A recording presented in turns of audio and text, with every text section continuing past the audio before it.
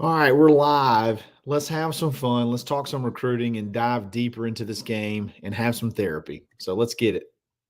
In the world full of podcasts, he's the undisputed heavyweight champion of hot takes, an Auburn sports homer, master of the boog, and message board legend. Get your buttons buttoned and your hats flattened because the Top Button Podcast is about to kick off. And you don't want to miss your courtside seat. Now, here's your host, Charlie Five. Yes, sir. We're back. It's another live with C5 Sunday night, 8 o'clock Central Standard Time, just like we're going to do every single week, win, lose, or draw. We're going to talk recruiting. We're going to get into I'm sure you guys are going to want to talk more about the game. There's going to be some things that made you mad. There's going to be some definite things to talk about. I'm going to open it up to you. But I start off with my little diatribe that I go on. I want to give you guys some recruiting updates. The recruiting aspect of this whole thing, this whole season is just mind blowing. It's really crazy how well it's going, considering everything that's going on. Hearing a lot of what the recruits have to say. We're going to dive into all of that. But before we get started, give a shout out to mybookie.ag. Use coupon code NEXTROUND for a double up deposit bonus. Whatever you put in, they're going to double it up to give it back to you. So hit that sports book however you like to bet. They have it. Teasers, parlays, whatever. It doesn't matter. They have it. First half, second half, live betting. They got it all. So check them out, mybookie.ag. So look, I know it was not fun. Okay. I know this weekend was not fun. And I know that the sky's falling and all that good stuff. And I'm not sure that I'd 100% disagree with all the negative feelings. It's definitely been tough to watch, but for whatever reason, this dadgum recruiting class just keeps sticking together. Not only do they keep sticking together, they all say a lot of the same things. We see the vision. It's a rebuild, things like that. And then on top of it, you're close to picking up some more commitments. It's really remarkable. It's really remarkable what they've been able to do. I mean, typically you saw Florida last year fold completely, and their class melted away as well. Now, a lot of that was Florida's fault. And their alumni saying they've raised the money for the buyout and all this good stuff, and not really giving a vote of confidence behind Billy at all. And it's cost them. And now their class this year is poor too, even when they're playing a little bit better football and they have a little bit a chance to have a little bit better record than they did last year. This class is solid, man. It's really crazy. I'm just going to throw out a few things, few quotes. Jared Smith. Other schools are bearing down on Jared Smith. Okay, just understand that every day. It's the sharks smell the blood in the water with Jared Smith, and he's like, they're calling me every day, but I don't care. I see the vision. I'm locked in. That's one of your top players in the whole class. Naheem Offord was here this past weekend, which was a big visit. You wish you could have had a little bit better product. Well, the product he saw on defense was great. You'd wish you could have got the win, but he said, the loss, it doesn't really matter. If I'm being real, it's just rebuilding. That's all it is. I mean, they straight up ask him, how does this loss play into this came from 247 Sports, that, basically, how does this loss play into your recruitment? And it doesn't. It doesn't matter at all, actually. If I'm being real, it's just rebuilding. That's all it is. You have these two twins from 2020 in the 2026 class, Aiden and Andrew Harris, I believe from North Carolina. Aiden is the number one defensive tackle in the 2026 class. Andrew is a 4-star on some sites, 3-star on other sites, edge in the 2026 class. Both of them not only give glowing remarks, but Aiden seemed to insinuate that he may be close to pulling the trigger, and it could happen as early as this week, and that Auburn may be the spot. It's sort of mind blowing to see how well they're doing and how well they're selling this vision, because as fans, it's almost the opposite. We're struggling, and it's completely understandable. It's just the defensive performance is helping. All these guys are defensive guys as well, so they obviously see these young guys making plays and their development and how it's been expedited. And if they come in, they get to obviously they can take part in that as well and get on the field early as well. Blake Woodby, I talked with Blake Woodby after the game. I'm going to go ahead and do a spoiler alert. Tomorrow morning's show is going to be with Blake Woodby, and I think you guys are going to love it. You need to check it out. The things that he said really, really opened my eyes as far as the way those guys view things and the way the impact that DJ Durkin's having on the program. He's not worried at all. He straight up said, "I'm not. It sucks, but I'm not worried about it in the least." You watch those young guys and the stuff that they're doing, and it's something special. It really is what those young guys are doing on that defensive side of the ball. It's something special. I think it's going to be something special. So we'll have to see how obviously things play out. But you got Joseph Mbachu that was here this past weekend. I think his commitment seemed a little bit more imminent, but it looks like it may be a little bit later on. He may take some more visits, but also had a lot of glowing remarks. So the recruiting thing is just sort of blown me away. I can't believe you haven't had one decommitment yet on this run of losses. I can't believe somebody hasn't come out and said, I mean, I got to see more or whatever. You haven't had it at all. Now it may still come. Like it does. Signing day isn't tomorrow. It's not far away. And you're closing in to where you're getting close to where it's under a month away, but still it's just kind of blowing me away. It's kind of blowing me away how solid these guys seem. And I think that's something to get a little bit excited about. I think that's something that you can kind of hang your hat on, that, hey, look, you got this young class performing this year, even though it's not showing up in losses, not showing up in wins. And then you got another class coming in behind you. It's just, it really is remarkable how well this recruiting class is kind of hanging in there. Switching gears, I know portal is going to be a huge discussion.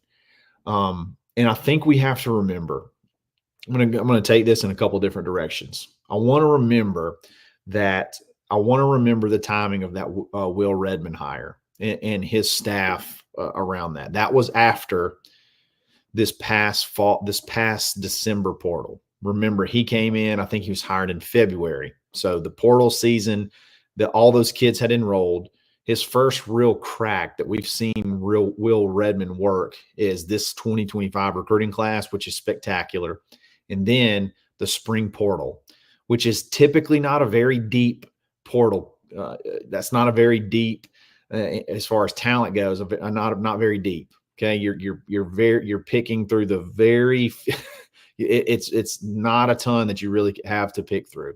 And he landed KLS, who's our best receiver, arguably one of the better players on the team this year. Kieron Crawford, who is really coming on and playing really, really good football to the point where you may not even have to go get another edge rusher. You may just be able to roll with it. Roll with Kieron Crawford, roll with the young guys that you have, and you can probably make some noise, especially coming off the edge moving forward.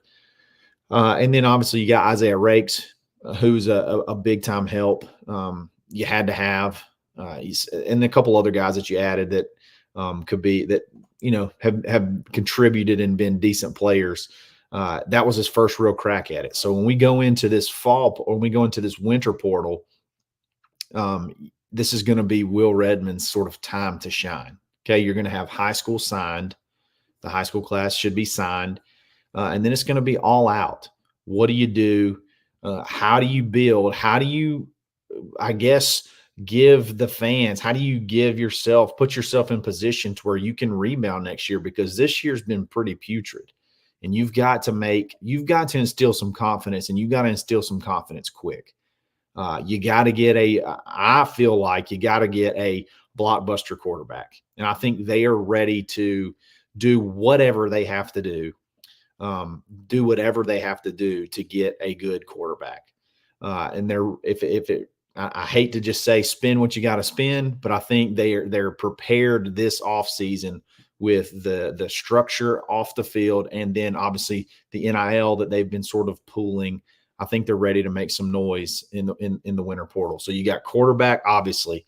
I think the plan is to bring in a blockbuster offensive tackle too. So the best offensive tackle you can possibly get. Last year, your strategy was a little bit off and you missed on some guys that you really wanted because you didn't try to get that first visit. You wanted to get the last visit like high school, and they ended up getting locked up before they could get to you. I think that's going to be different now. How does this offensive line look different if you land one of those two guys that you tried to get last year that I think went to Arkansas and Texas Tech? Who knows? You ended up with Percy Lewis, who's just struggled with learning the offense, struggled with learning assignments. It's just been rough. So I think quarterback, obviously, blockbuster, offensive tackle. They're going to need one linebacker. I think linebacker is definitely one you're going to watch to add. One safety, and then maybe that may be it for that. That may be it outside of wide receiver. And I know people may be freaking out when you say wide receiver. Oh, does that mean we're going to lose a bunch of guys? Well, if you really think about it, I think there's going to be at least two wide receivers on this team that are going to be gone next year. I think one of them's probably going to be, you know what? I don't want to speculate. I don't want to speculate on who it might be, but I think you're going to, because that's just not, I don't know. That's kind of tacky talking about who's guys on the team that may be leaving. But I think you're going to lose at least two wide receivers, and you're potentially only going to bring back 5 returning wide receivers. And most of those are all your young guys. So you're going to maybe need to bring in a veteran, at least one, to come and compete, maybe 2. So that would be, I know this sounds crazy, but it just doesn't feel like, it really doesn't. It doesn't feel like you're that far off. I know I'm crazy. I know you look at the record, you're 3-6. It doesn't feel like you're that far off player-wise. It feels like this freshman class with one more year, a little bit more production out of your quarterback position, being able to, shore up some offensive line issues. It just doesn't feel like you're that far off. And I really don't see just this massive, you don't have to bring in 20 portal guys. I think if you bring in 8 to 12, or maybe not even 12, maybe 8 to 10 guys, I think you're good. I think you're good. And I think if you can really pounce on this December portal, you can get enough to make some noise right away. So when we talk about how far we are away, I don't see Auburn as just – now you have to understand that I'm not excusing what we've just seen, okay, what we've experienced thus far, okay? I don't feel like we're that far off, though. You're losing games by very small margins, and you're losing games by very few possessions. And it's like if just a few more things can go your way, like one thing in each game. Like, what happens if you don't do the leveraging penalty and they just kick the field goal? Does Auburn have a chance to drive down and win the game? Does that change a lot of things? You got a ton of time left to do that. What happens if, obviously the Oklahoma interception, like there's so many things where it's like if one thing were different in the game, like how does that game play out? I just don't feel like we're that far off. Yes, there's been some boneheaded decisions. Yes, there's been some play calling that's been, suspect, I guess, at times. I get it. You do some crazy things when you're you do some crazy things when things aren't going your way. Some things that may be out of character, some things that maybe you wouldn't typically do. But regardless, I just don't feel like we're that far off, and I don't think you're going to see a massive portal class. I don't think you're going to see, unless we just end up losing a bunch of kids, which I don't see that necessarily either. So we'll see what happens, but I want to get straight into the questions. I think it's time to let you guys shine and have some fun. So I'm gonna just go ahead and kick it into the questions and roll with it. Let's go with James Rutan, one of our regulars. No matter what, the inheritance of the Harsin dumpster fire recruiting / empty roster plus Freeze amazing recruiting justifies a year 3 of Coach Hugh Freeze. Okay, so basically what he's saying is no matter what. So no matter what the record is, He feels like Freeze deserves another year based off of what he inherited and then obviously what they're building in recruiting. And I tend to agree. I understand there's some people that feel like what you see is has been so disgusting that you got to get rid of it right away. And I think that's some of that's probably warranted. But I just think you've built so much momentum and you've started this process of rebuilding that you got to see at least 3 years. I would love to get to the point where we could just let something happen for 3 or 4 years, just let it go. And as long as they're doing the right things off the field, they're recruiting their tails off. They're acquiring a bunch of talent, doing what they got to do. I would love to see let's just step back and just let it happen. And then whatever happens. Then you readjust and you move on. So I agree. I think he's going to get a 3rd year, and I don't think there's really any jeopardy whatsoever that happens. All right, let's move on. Keep going. Let's see. I mentioned Napier. I think they played pretty well yesterday in NH 3425. I honestly think Napier may have saved his job yesterday. He may have. This is kind of the same situation. Where would Napier be? If last year they got behind him instead of started leaking rumors about, we've got the $26 million to buy him out? Where would they be?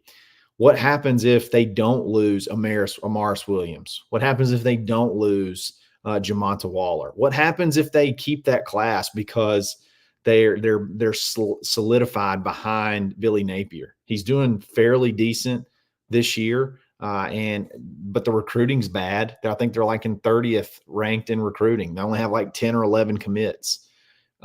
Where would he be? They got DJ Lagway's an exciting kid, an exciting prospect who seems like he's a Florida guy that you could build around. Where would they be? I wonder that. But I agree. I think he may have saved his job yesterday. Let's keep going. I saw a really good question. Let's see. Jonathan Hubbard. At what point do we say, Hugh, what are you doing? You have enough talent now to win these games. And I think that's a fair question. I think that's a very, very fair question. But I like that you said that we do have the talent to win some of these games. And I agree. I think you do have the talent to win some of these games. And I think you're going to continue to add more talent. Clearly based off the recruiting comments this past weekend, and then this class, and then what you can do in the portal. I think it's fine to ask those questions, but sometimes things are just, once they start going south, and you're so confident in the way you do things and you just see them not work out, and then you have to completely shift what you're doing away from what you're comfortable with. I think that's the biggest thing. I would have rather, after the Oklahoma game, continue to do what you were doing all the way from the beginning of the season up to the Oklahoma game than what we've seen the shift to after that. What we've seen after the Oklahoma game is now I have to call a game to prevent turnovers. I have to call a game not to lose it. And I think that's tough. I think it's the wrong decision. And that's easy for me to say because I'm not doing it. But I think if you're going to go down, you go down swinging. Go down. If you turn it over 3-4 times a game, to me, it was much more of an easy sell, especially to offensive players when you're throwing it for 300 yards a game, even if you're throwing interceptions. And it's just, I think that I would have rather seen us kind of stick to what we were doing because the offense was explosive. The offense was working, and we kind of changed our philosophy, so to speak, to this more ball control, very slow paced, protect the ball deal, and you just sort of get in a shell, and it goes to every single play has to be the perfect play call instead of just it organically sort of happening. That's kind of what's made Hugh great over the years on offense, is just being able to go, and then it's just like it's natural. It's like a reflex. So I agree. Hugh, what are you doing?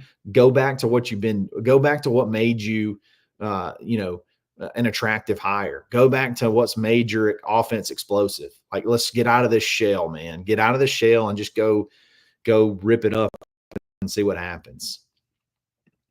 All right, let's keep going.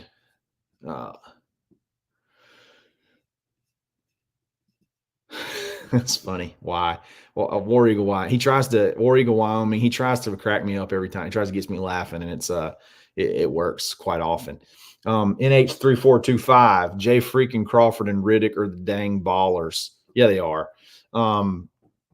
They're unreal. I thought Jay Crawford got hosed there at the end. I thought he got drugged down. It was an offensive pass interference, clear offensive pass interference.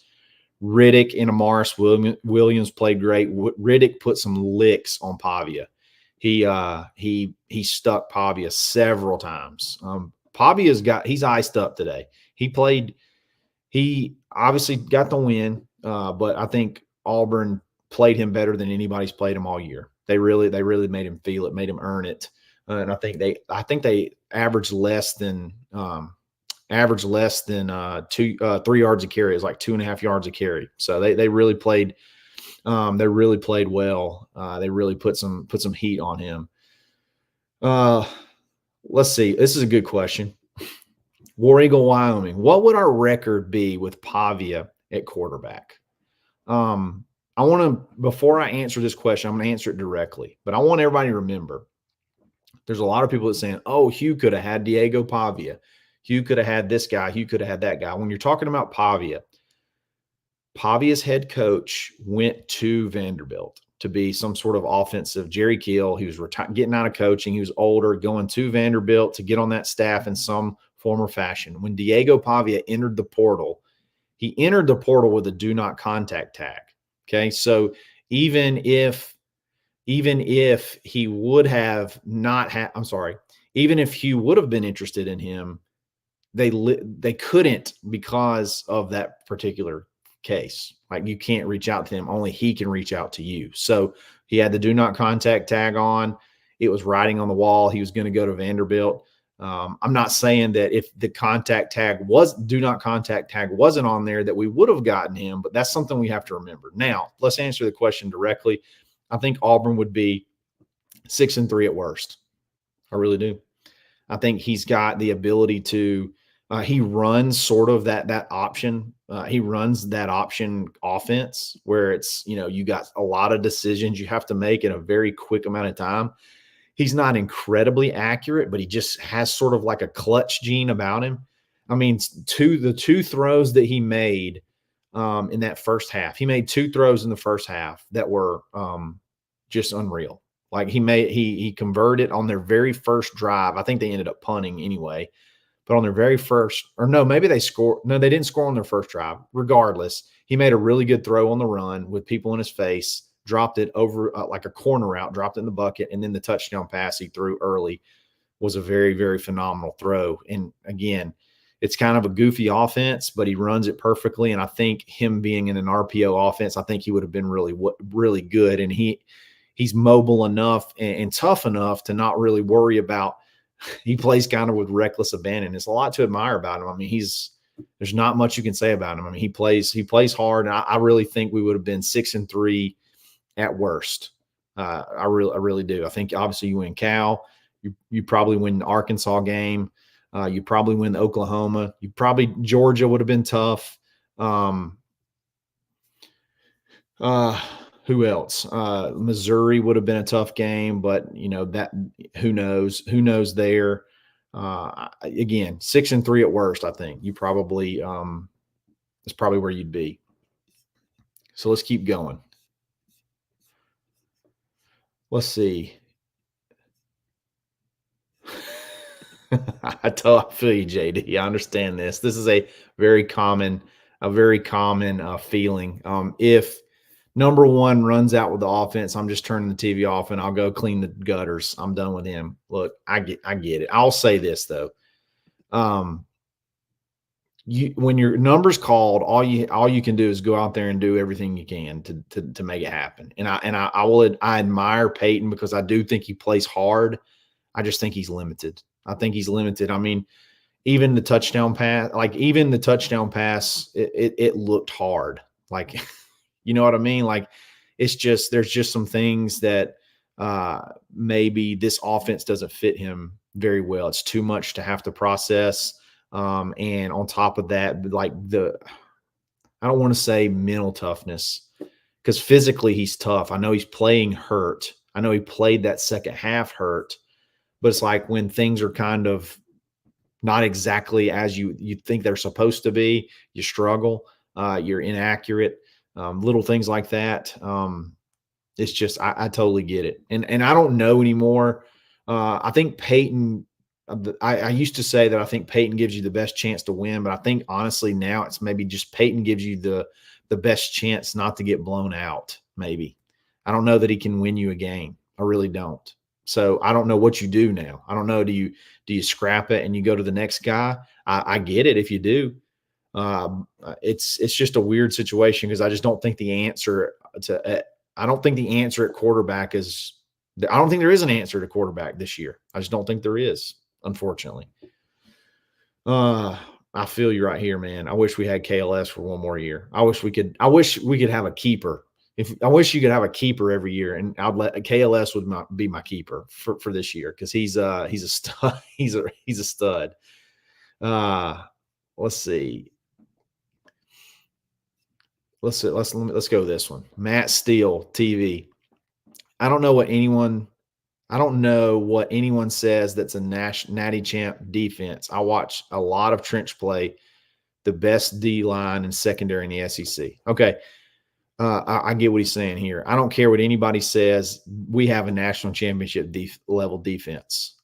He watches a lot of trench play, and he feels like we have the best defensive line and secondary in the SEC. And I think there's a valid argument for that. I think that if you put that defense with a middle of the road offense, if you put that defense and you pair it with a middle of the road offense that's efficient, you're hard to beat because they have a lot of – they're good at all the different levels. They're physical enough to be able to stuff the run in the middle.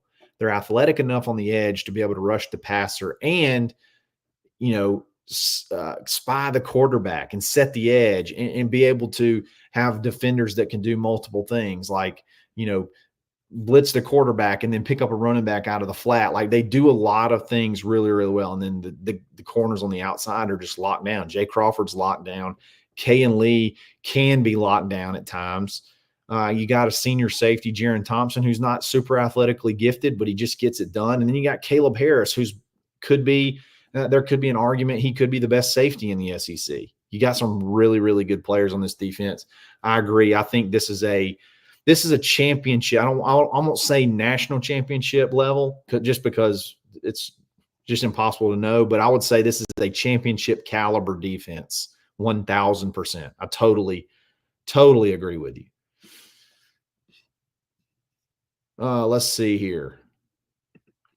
Jonathan Hubbard, there'll be several teams going after a top portal quarterback with a better track record than 2 straight losing seasons. That might be a problem.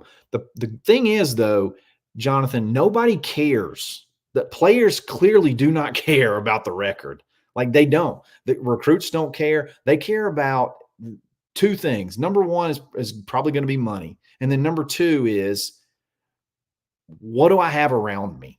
And quarterbacks, those quarterbacks are going to come in, they're going to look, and they're going to have some 5-star, very young freshmen that are moving up, that are explosive, that they can play with. And then can you sell them on an offensive line that you're going to build around them? And then are you going to bring in a portal guy as well? I think they just don't look at records. They just don't. They look at money and then what's around me. And I think that's it. And I think Auburn's ready to go all in for both.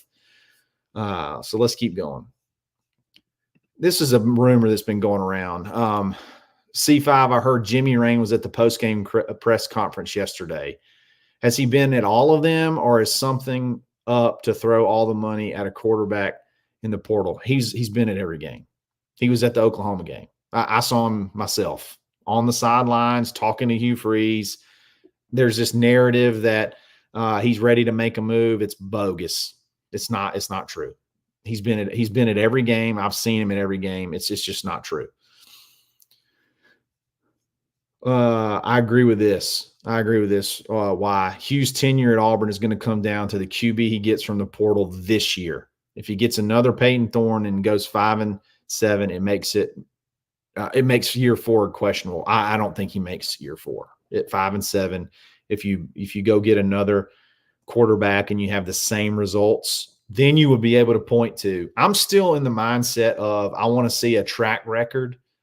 I want to see a track record of bad success or like no success before I want to pull the trigger. And I think this would be a pretty substantial in the moment right now snapshot of what you have on offense. And if it happens again in year 3, I would say that that's a track record that you can't have if you want to coach at this level. You want to be a playoff contender at this level.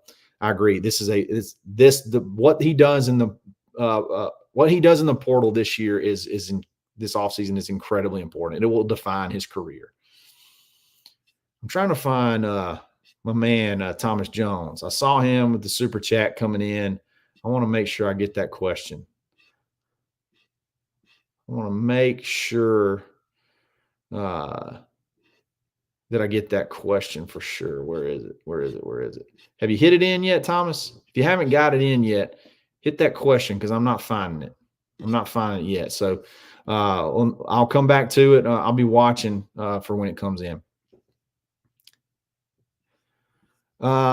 This is another one. If Hugh was playing golf today, as rumor has it, he needs to be at the facility figuring out that pathetic offense. I think Hugh plays golf on a lot of Sundays.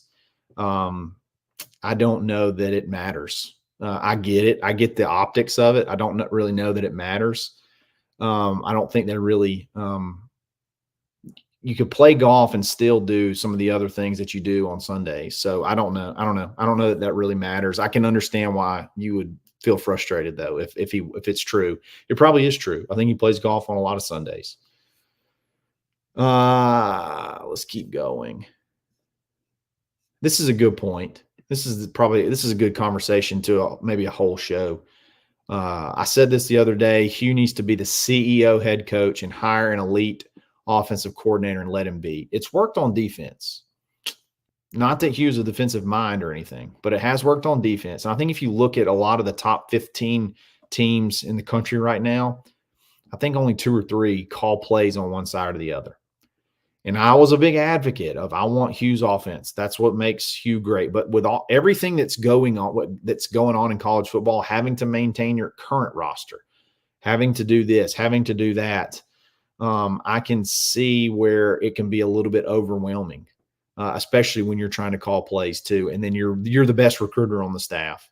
You know, I can see where that's an issue. It could be an issue and lead to, you know, calling a timeout with 2 minutes and 1 second left before the 2-minute timeout. Like I can see how that is something that could happen. So I would, I get it. I can understand that take. It wouldn't hurt my feelings at all if he brought in a real offensive coordinator, gave him the keys, and maybe that offensive coordinator brought his quarterback with him. I don't know who that would be. I don't necessarily have anybody in mind, but that would be something that I would not be mad at. Let's go to here's another one, and this is a good conversation. Get a portable kicker. I like it. I know he meant portal kicker, but look. Here's the thing about Towns. There was no plans for Towns to kick this year. Towns had no plans to kick this year. Towns was not ready to be a place kicker this year, and he was asked to be a place kicker this year because of the freak things that are happening with Alex McPherson and his issues. I think Towns can be a really good kicker. Okay, I know he struggled. I know his confidence right now is shot. He is a true freshman. And dudes come out of slumps sometimes, okay? Now, if you're going into next year and Alex cannot get any better, you're probably right. You may have to look for a portal kicker. But I still think Towns can be the guy eventually. I think if you brought in a portal kicker next year, I wouldn't be shocked if Towns beat him out. I think he may have a bounce back, and I wouldn't be shocked if he beat him out. He's still kicking off great. And that's kind of what the plan was for him this year. Let him handle kickoffs.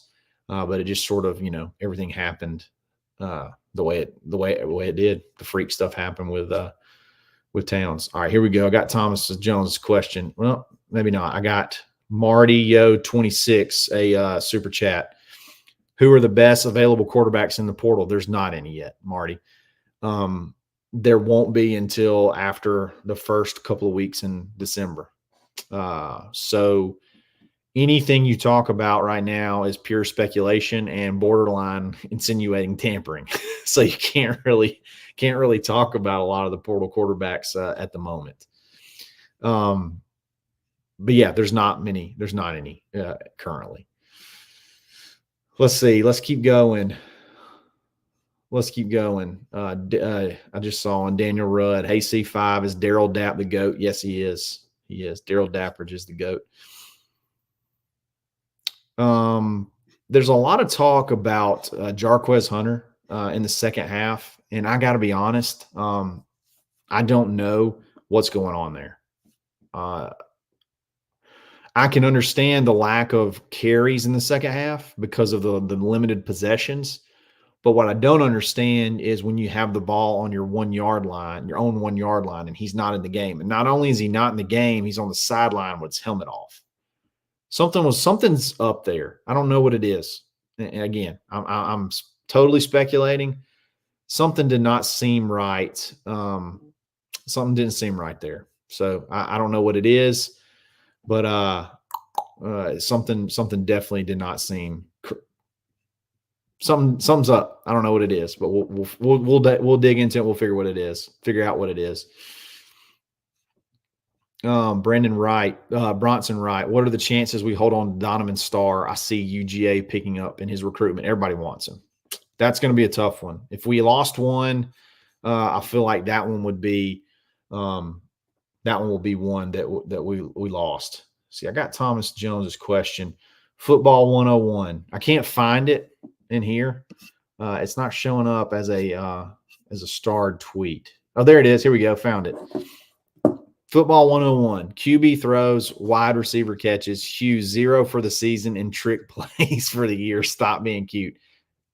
I could not agree more. That one hasn't worked. Can you name one that's worked? I can't think of one. I cannot think of a trick play right now that has worked. And the thing about that one that's frustrating. So like on the surface, I don't mind trick plays. Okay. I know Thomas hates them and I'm with you I'm with you at some, I'm with you to a certain extent. It wasn't needed at that point in time. You just picked up a first down. The game, you had a ton of time left. I just didn't feel like it was needed right there. Neither team was really moving the ball.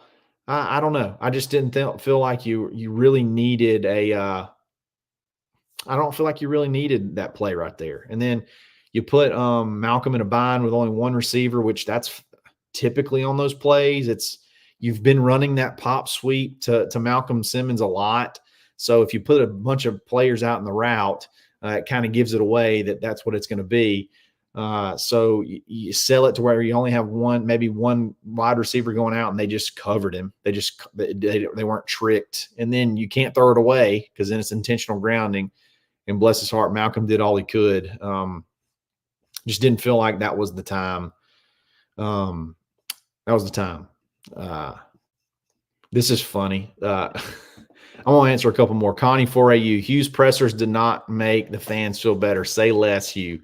And what's crazy is that his post-game presser is only 8 minutes long. So he says a lot. He does. He's very honest. He's very open. And sometimes I think it gets him in trouble, unfortunately. If you're winning, though, nobody cares. But if you're losing, just kind of you kind of just don't want to hear it. So I get it. I'm with you, Connie.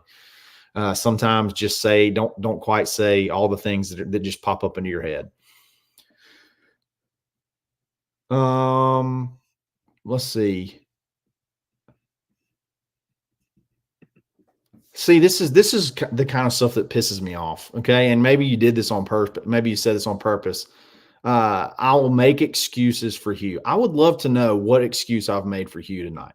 What excuses that we don't understand the definition of that word. I've learned that people don't understand what the definition of excuse actually means.